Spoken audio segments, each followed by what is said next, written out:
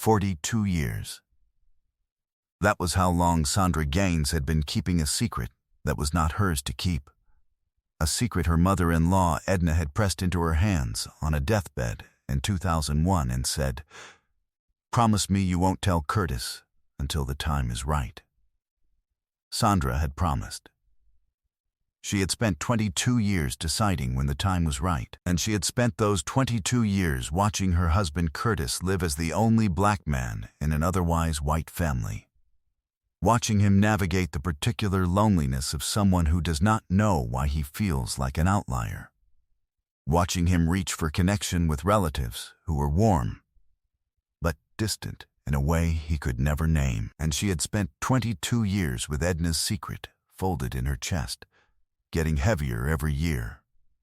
Until the summer of the Gaines family reunion in Charleston, South Carolina, when Curtis's niece, Sandra's sister-in-law Diane, 34, who had been doing genealogy research for a college project and had opened a door that Sandra had been guarding for 2 decades, stood at the picnic table in front of 37 family members and said, "Uncle Curtis, I found something about your birth that I think you need to know." Steve Harvey heard the full story on the Family Feud stage 11 months later, when Sandra, who had been sitting on a stage answer about family secrets for 22 years and had simply run out of places to put it, hit the buzzer on a question, said 2 words, and began crying before she could say the rest. The episode was seen by 318 million people. The secret was not what anyone expected. And Steve Harvey, who had been hosting television for 30 years and believed he had heard everything, pressed both hands to his face and said, "That's the most beautiful thing I've ever heard in this studio." It was a Tuesday afternoon in May, 11 months after the reunion, when the Gaines family walked onto the Family Feud stage in Atlanta. Curtis, 63, a retired mechanical engineer, had the particular steadiness of a man who has recently learned something enormous about himself and has had 11 months to absorb it and has not yet finished absorbing it, but has made peace with the ongoing absorption. Sandra, 61, his wife of 37 years, had the specific relief of a woman who has been released from a long-held weight and is still getting used to standing upright without it. Diane, 34, was there. It had been her genealogy discovery, and Curtis had asked her to come, and she had come because she would have gone anywhere Curtis asked her after what she had put in motion at the picnic table. Curtis's daughter Renee and his son-in-law James completed the team. Steve made his warm-up pass and landed on Curtis. He said, "Sir, you look like a man with a lot of history." Curtis said, "More than I knew." Steve said, "I'll come back to that." He moved on. He filed it. Edna Gaines had died in October of 2001 in a hospice room in Columbia, South Carolina, with Sandra at her bedside. Curtis had been called in from the waiting room, but had not arrived in time. In the 15 minutes before she died, Edna had held Sandra's hand and told her something. She had said, "Curtis was adopted. He doesn't know. We adopted him at 3 weeks old, from a young woman who couldn't care for him. A beautiful girl she was. She was from Jamaica. Her name was Miriam." She had said, "I never told Curtis because I was afraid he'd feel less ours. But he should know. When you think he's ready." She had pressed Sandra's hand. She had said, "Promise me." Sandra had promised. Curtis had walked in 4 minutes later. Edna had died at 6:49 p.m. Curtis had held his mother's hand and said goodbye, not knowing what she had just told his wife. Sandra had carried it from that evening. She had thought about telling him that night, and the following week, and at Thanksgiving, and at Christmas. She had thought about it every year for 22 years. She had told no one. Not her own mother, not her sister, not her best friend. She had kept it in the specific locked room of herself where she kept things that could not be shared without consequence, and she had visited it alone, regularly, and decided each time that the time was not yet right. She had prayed about it. She had not received a clear answer, or she had received answers she was not ready to act on, which is different. Diane had not known about Edna's secret. Her genealogy project was for a family history class at the College of Charleston, and she had used the standard tools: Ancestry, COM, 23andMe, census records, church records. She had found the anomaly in a church record from Richland County in 1960. An adoption filing, sealed, but with partial identifying information that she had pieced together with 2 additional sources. She had found Miriam's surname. She had found through 23andMe a Dina match, a woman named Gloria Chambers, 64, living in Kingston, Jamaica, who shared 25% of Curtis's Dina. Gloria Chambers was Miriam's daughter, which made her Curtis's half-sister. Diane had called Sandra the week before the reunion. She had said, "Aunt Sandra, I found something. I need to know if you know what I'm going to tell you before I tell it to Uncle Curtis." Sandra had gone very still on the phone. She had said, "Tell me what you found." Diane had told her. Sandra had listened to all of it. She had said, Diane. She had said, "I've been keeping this for 22 years. Diane had gone very quiet. She had said, "Aunt Sandra, are you okay?" Sandra had said, "I'm about to be." She had said, "Don't tell him yet. Not on the phone. Tell him at the reunion. Tell him with all of us there." Diane had said, "Should I tell him? Or should you?" Sandra had said, "You tell him. You found it. It should be you." She had said, "But I'll be right there." She had been right there. Curtis had heard the words at the picnic table with 37 family members watching him. He had gone very still. He had said, "Say that again." Diane had said it again. He had looked at Sandra. She had looked at him with the expression of a woman who has been waiting 22 years to have nothing left to hold. He had said, "You knew." She had said, "Yes." He had said, "Since when?" She had said, "Your mother. The night she died." He had said, "Sandra." She had said, "I know." He had said, "Why didn't you?" She had said, "She asked me to wait until you were ready. I've been trying to figure out when that was for 22 years. He had said, "Am I ready?" She had said, "I think so." He had said, "I don't know yet." She had said, "That's okay too." He had cried at the picnic table with 37 people watching, which he had not done in public since his father's funeral in 1998. He had cried for about 4 minutes. Then he had said, Is Miriam?" Diane had said, "Miriam died in 1987, but her daughter is alive. In Kingston. Her name is Gloria. She knows about you. I contacted her before the reunion. She's waiting for your call." He had called Gloria from the parking lot of the reunion venue, 40 minutes after Diane's announcement. The call had lasted 1 hour and 12 minutes. Sandra had sat on the curb beside him the entire time. They had applied to Family Feud 3 months after the reunion, because Renee had suggested it as a way to celebrate, to mark the fact that their family had grown, that the secret had finally been released, that Curtis now had a sister in Kingston who had sent him a photograph of his birth mother Miriam, and he had looked at it and said, "I have her hands."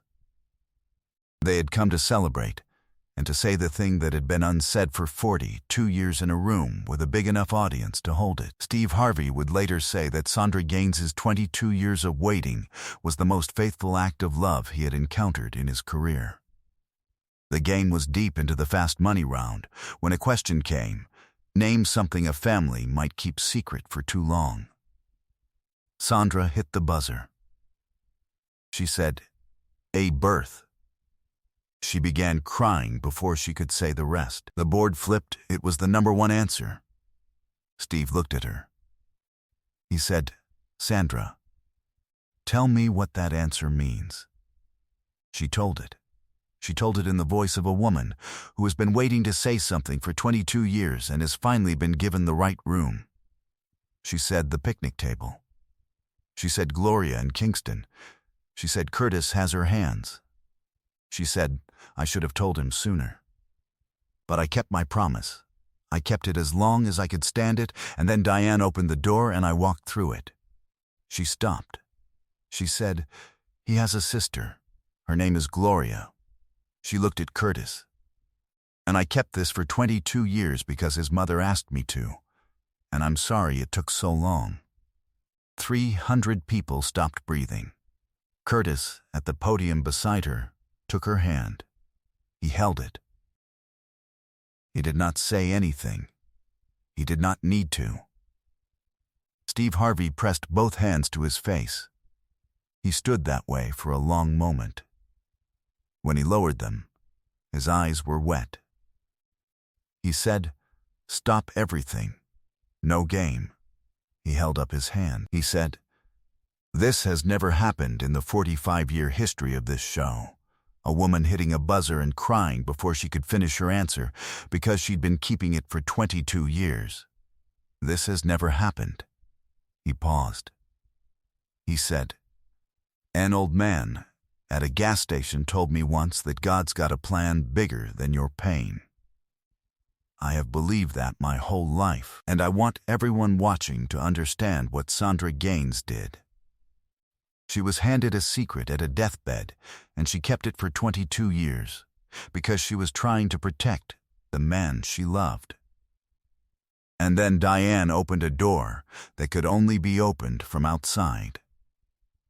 And Curtis walked through it. He looked at Sandra. He said, 'That's the most beautiful thing I've ever heard in this studio.' He said it again, quietly.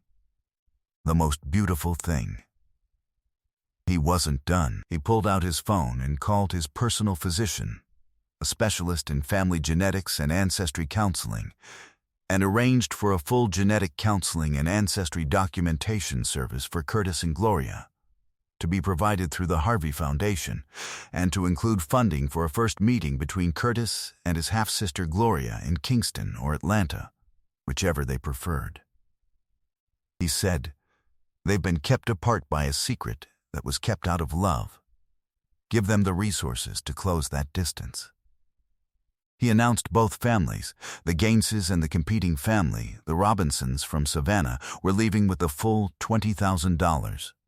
The Robinson family crossed the stage. Their grandmother, who was 79 and had kept a few secrets of her own, sat down next to Sandra and said, "Honey, 22 years is a long time to carry something for someone you love." Sandra said, "It is." The woman said, "Was it worth it?" Sandra looked at Curtis. He was looking at Diane. He was saying something to her that the microphone did not catch, but she was nodding.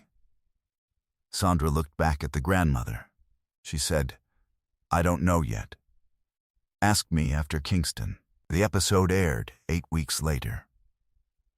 318 million views. The hashtag #HeHasHerHands trended in 24 countries for 10 days. Genealogy platform 23andMe reported a 280% increase in family connections initiated through their Dina Relatives feature in the 2 weeks following the episode. 3 adoption advocacy organizations cited the episode in public statements about the importance of open adoption records. 3 months after the taping, Curtis and Gloria met in Atlanta. She had flown from Kingston on a Tuesday morning. He had driven from Columbia. Sandra had made dinner. Gloria had brought photographs of Miriam, 4 of them, from different years. Curtis had held each one for a long time. He had said, "She was beautiful." Gloria had said, "She always wanted to find you. She died before she could." He had said, "I know." He had said, "Sandra kept the secret because Edna asked her to." But Edna knew Miriam. She described her to Sandra the night she died. He had looked at Sandra, he had said. She said she was beautiful. Sandra had said. She said she was a beautiful girl. Gloria had looked at Sandra. She had said, "Thank you for keeping it until he was ready." Sandra had said, "I'm sorry it took 22 years." Gloria had said, "He was ready now." That's what matters. A year after the taping, Curtis and Gloria had spoken by phone every week without exception. He had visited Kingston twice. She had visited Columbia once. Renee called her Aunt Gloria, which had required no adjustment period whatsoever. Diane had graduated with her family history degree and had included the Gaines family story in her capstone project, titled The Closed Door and the Open Record, What Genealogy Reveals When Families Cannot.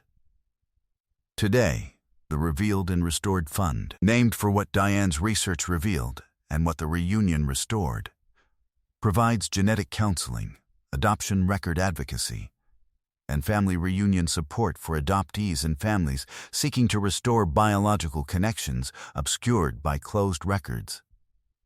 Its motto, taken from what Curtis said backstage to Steve when Steve asked him what he most wanted people to understand about The Secret, is, "The secret was kept out of love.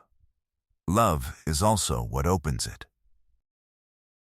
The fund has served 1,420 families across 18 states and has contributed to 67 closed adoption record challenges.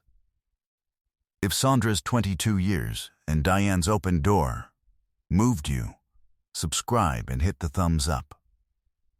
Share this with someone who needs to be reminded that the truth, even when it's been kept a long time, is always worth knowing. Have you ever kept a secret out of love until the moment was right? Let us know in the comments. And ring the notification bell for more stories that prove that the right room at the right time can hold even the oldest truths.